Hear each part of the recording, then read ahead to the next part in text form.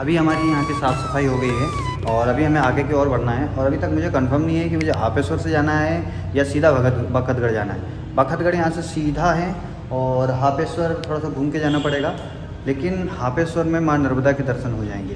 तो मुझे अभी बाबा जी से पूछना है, तो बाबा जैसा बताएंगे उस हिसाब से मुझे आगे की ओर बढ़ना है। तो नीचे जाके मैं पुजारी जी जो हैं यहाँ के मंदिर के उनसे बात करता हूँ और आगे की ओर बढ़ता हूँ। रात्रि में यहाँ पर ऊपर रुका था, अभी हम लोगों ने झाड़ू वगैरह करी है और पूर्ण रूप से सफाई कर दी है और बहुत बढ़िया है। यहीं से अगर ऊपर मैं खिड़की से देखूँगा तो खिड़की से यहाँ पे ना एक नदी है जो यहाँ की गांव की लोकल नदी है, और सुबह सुबह उस नदी का शोर जो है इतना सुंदर लग रहा था। अभी तो गाड़ियों वगैरह की आवाज़ आने लग गई है, मगर सुबह सुबह जो शोर आ रहा था नदी का वो बहुत ही मधुर था। और सुबह सुबह मंदिर में भी हनुमान चालीसा चालू हो गई थी लाउड स्पीकर पर, आनंद आ गया था एकदम। और मैं रात में यहाँ पे अकेला इसलिए रुका था, मैं और मेरे साथ में एक बाबा रुके थे, अभी उनका गद्दा लगा हुआ है। ये बाबा जी सन्यासी हैं, सन्यासी बाबा मेरे साथ में रुके थे। अभी हम दोनों जने निकलने वाले हैं, लेकिन बाबा निकलेंगे थोड़ा लेट, मैं थोड़ा जल्दी निकलूँगा। और हम लोग रात में इसलिए रुके थे क्योंकि नीचे जो पिछले आश्रम पे हम लोगों को मिले थे, बाखा में जो आश्रम में मिले थे एक बाबा जो वहाँ पे ना माहौल गंदा कर रहे थे, वो यहाँ पे भी आ गए थे। और माहौल उन्हें इतना ज़्यादा गंदा करा था कि रात में पुजारी जी को जाके उनको चिल्लाना पड़ा। तो पुजारी जी ने चिल्लाया तो अभी फिर वो सुबह है ना पुजारी जी से भिड़क गया, मतलब भिड़ने लग गया था। तो ऐसे साधु संतों से हमारा निवेदन है कि ना परिक्रमा वासियों को परेशान ना करें। जिन्हें अपना चीलम पीना है, अपने विवाद करने हैं, तो वो ना अपने हिसाब से व्यवस्था कर लो। ये देखिए, ये वाला नीचे वाला कक्ष है जिस कक्ष में रात में मैं रुका था थोड़ी देर और फिर आगे की ओर बढ़ गया था, ऊपर चला गया था सोने के लिए। तो ये है वो बाबा की जगह जो रात में बाबा यहाँ रुके थे। देखिए कितनी गंदगी फैलाई हुई है और बिना सफाई करे इतनी गंदगी फैला के चले गए। तो ये थोड़ा सा गलत हो जाता है ना, थोड़ा साफ़ सुथरा रखना चाहिए। ये मैया बाबा के बैग है, मैया बाबा यहाँ पे बैग रख के हापेश्वर गए हैं और हापेश्वर से दर्शन करके आएंगे, फिर आगे की ओर बढ़ेंगे। तो अभी मैं पहले पता करता हूँ कि मेरा क्या रूट रहेगा। बाबा मिल जाए तो बाबा से पता करूँ। बाबा है नहीं यहाँ पर, बाहर दूसरे बाबा बैठे हुए हैं।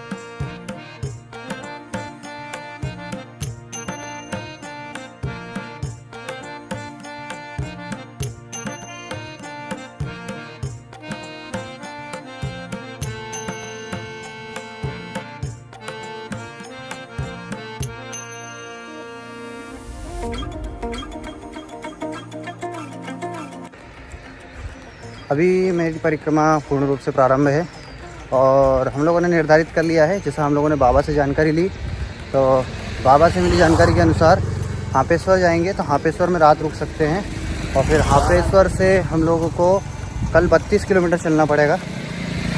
और बीच में अगर आदिवासी इलाके में कहीं रुकना हो तो रुक सकते हैं, गांव वालों से बोल देंगे तो रुकने देंगे। और अभी पहले आएगा यहाँ से 13 किलोमीटर पे आएगा कड़ी पानी, वहाँ पे भोजन प्रसादी वगैरह हो जाएगा। महाराज जी ने बोला कि वहाँ पे आश्रम है, व्यवस्था हो जाएगी। फिर उसके बाद में फिर हापेश्वर, रात में हापेश्वर रुकेंगे और फिर कल आगे बढ़ेंगे। भैया बाबा भी हापेश्वर से निकल गए हैं दर्शन करके, वो भी कुछ समय में कमाट के आश्रम पे पहुँच जाएंगे, नीलकंठ महादेव मंदिर, और फिर वो लोग निकलेंगे बखतगढ़ के लिए। क्योंकि मैया बाबा एजेड हैं तो वो लोग कवर नहीं कर पाएंगे हापेश्वर से आगे का रास्ता, क्योंकि वहाँ पे 32 किलोमीटर के बाद में कोई आश्रम लगेगा तो उस चीज़ के लिए कवर नहीं हो पाएगा। तो मैया बाबा ने डिसीजन लिया नाइट में कि वो लोग दर्शन करके हापेश्वर से वापस आश्रम आ जाएंगे और फिर बखतगढ़ जाएंगे। तो कोई दिक्कत नहीं, हम उसी रास्ते से जाएंगे जो रास्ता हमने तय किया था।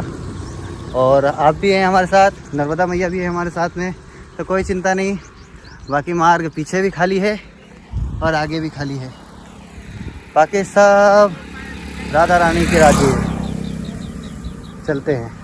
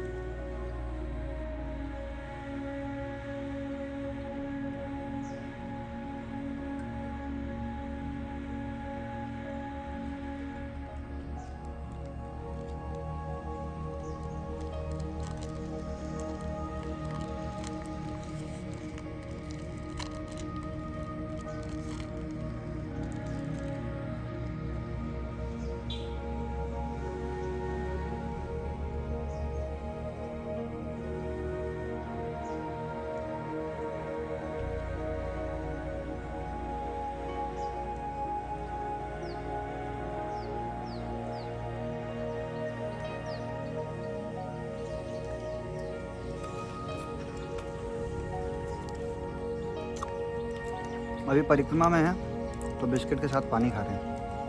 घर पे जो बनता है स्पेशली अपन जैसे आलू के पराठे खा रहे हैं, कभी कुछ खा रहे कभी कुछ खा रहे, फिर उसमें एक संतुष्टि नहीं होती। मगर यहाँ पर जो संतुष्टि एक छोटे से बिस्किट के पैकेट में मिलती है वही आनंद है। और ये जो वन का जो जीवन है, जो लोग देखते हैं कि ना बाबा होनो सन्यासी बन जाते हैं, तो वो क्यों बन जाते हैं, उनको क्या ऐसा इसमें मिलता है।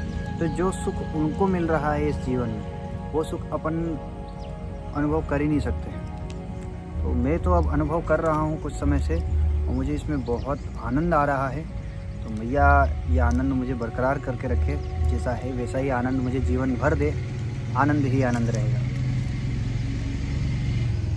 और आज अकेले यात्रा करना है, हाफेश्वर तक अकेले जाना है, फिर हाफेश्वर में रुकेंगे।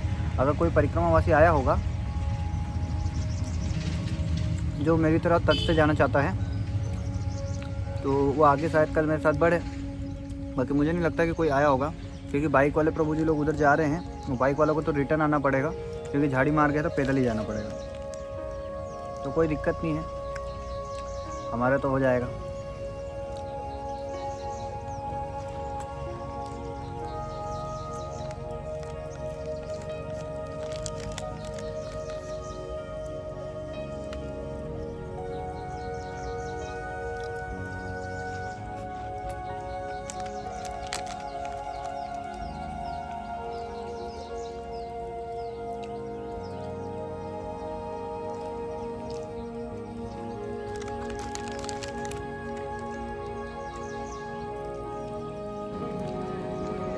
अब मेरा उत्तर तट का जो झाड़ी मार्ग है वो प्रारंभ हो गया है।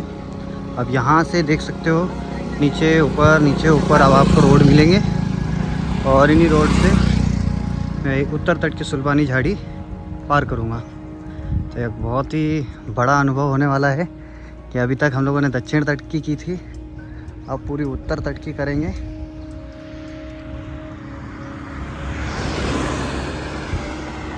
गाड़ियाँ अभी चल रही हैं क्योंकि यहाँ पे रोड अभी पक्का ही है। जहाँ से मुझे कच्चा रोड मिल जाएगा वहाँ से और भी ज़्यादा आनंद आएगा।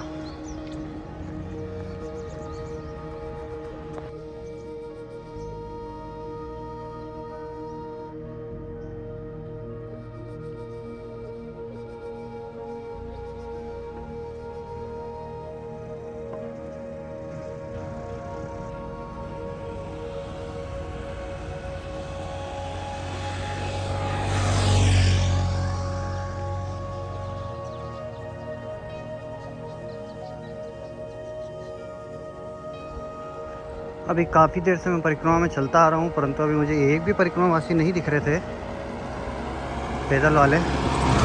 और अभी जाके मुझे काफ़ी देर के बाद एक पैदल परिक्रमावासी मिले हैं जो धीरे धीरे आगे की ओर बढ़ रहे हैं। उनके पास जाएंगे और उनसे बातें करेंगे।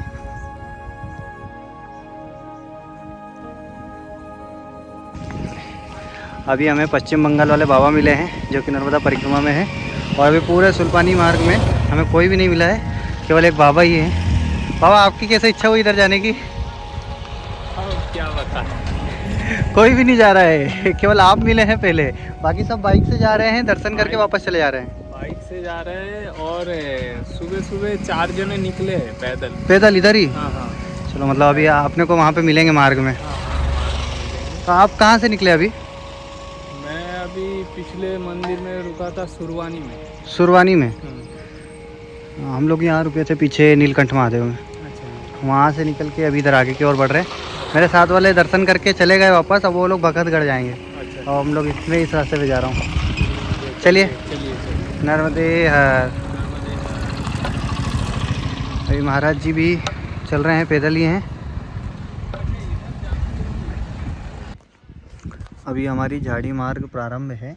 वो एक से एक सुंदर सुंदर पहाड़ आ रहे हैं और इन्हीं पहाड़ों में हम चलते चलते आके थोड़ी देर के लिए बैठे हैं। महाराज जी उस पार बैठे हैं और मैं इस पार बैठा हूँ।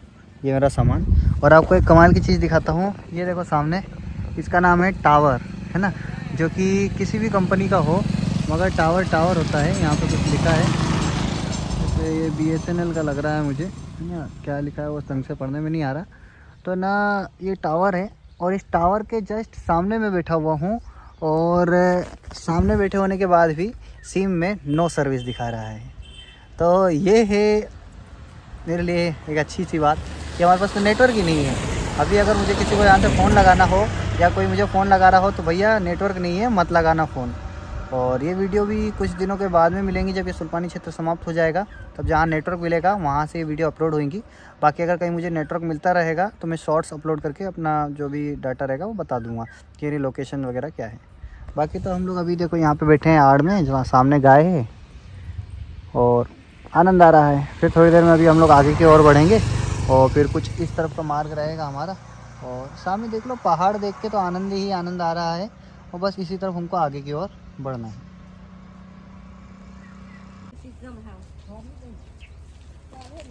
आइए आओ आओ आओ, इधर आओ इधर आओ, चॉकलेट लेंगे, आ जाओ आ जाओ आ जाओ।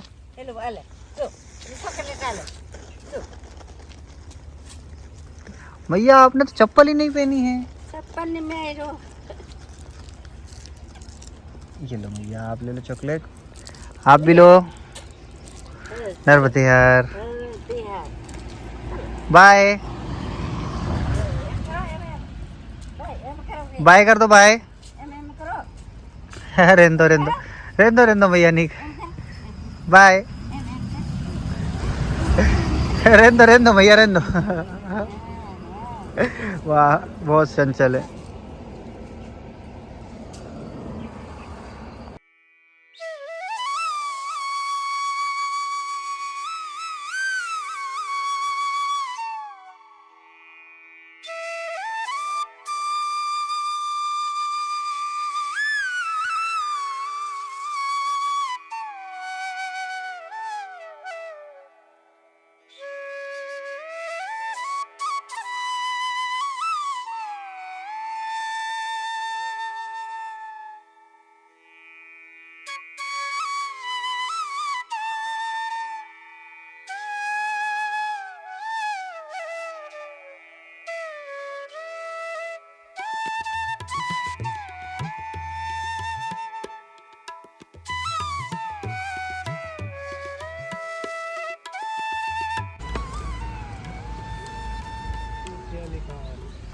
गुजरात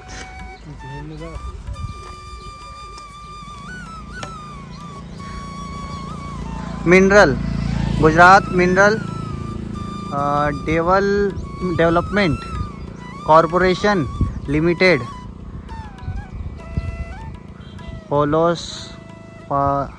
પોલોસ્પર નગર આપનું હાર્દિક સ્વાગત કરે છે। महाराज जी पढ़ ली गुजराती? अब मैं पास हो गया गुजराती में। पूरे 1 महीने इस गुजराती को पढ़ने के लिए मेहनत करी है गुजरात में घूम घूम के। नर्मदे यार।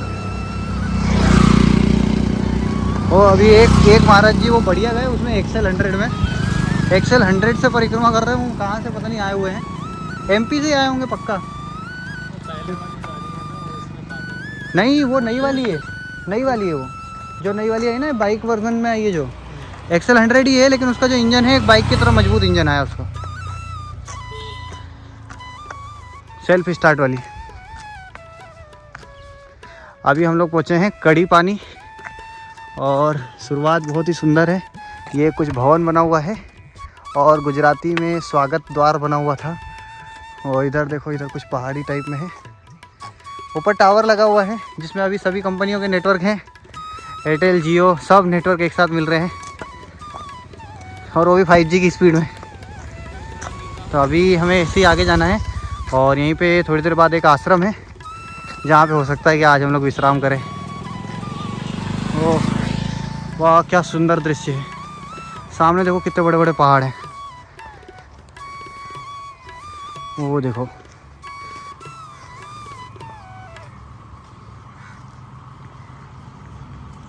वाह यहाँ पे हॉस्पिटल भी है, बहुत बढ़िया। ऐसी सुविधा होनी चाहिए।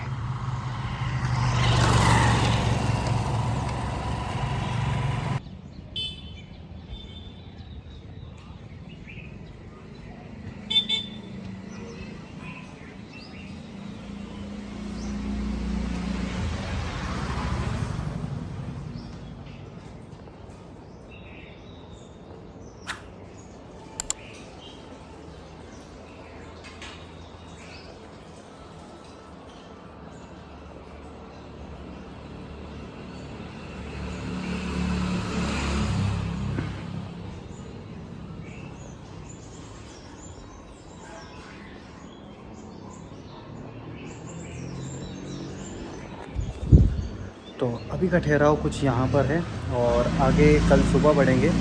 अभी हम लोग कड़ी पानी में रुक गए हैं और रात्रि यहीं व्यतीत करेंगे, फिर कल सुबह की ओर आगे की ओर बढ़ेंगे। अभी डिंडोरी वाले बच्चे लोग, लो महाराज जी चाबी, ये चाबी ले जाओ। नर्मदे यार, उधर से घूम के ये पतरा वाला खोलो। अभी डिंडोरी